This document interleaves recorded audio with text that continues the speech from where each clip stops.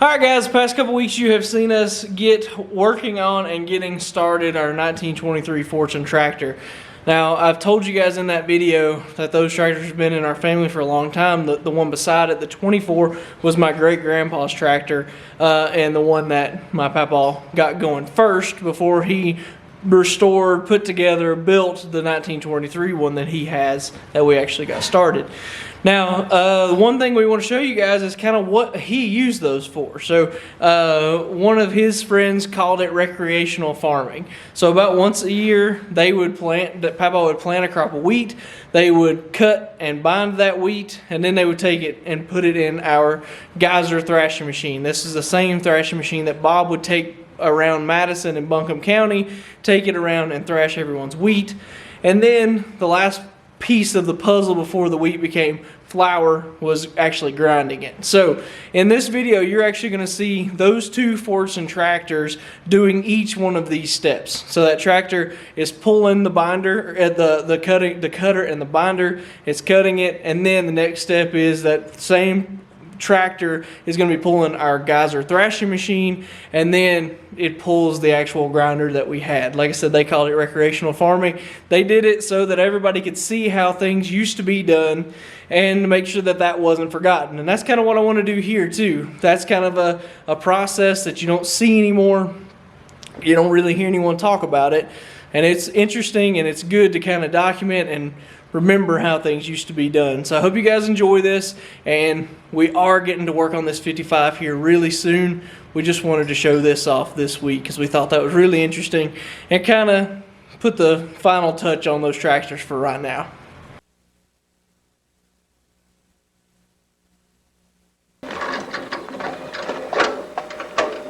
Ready?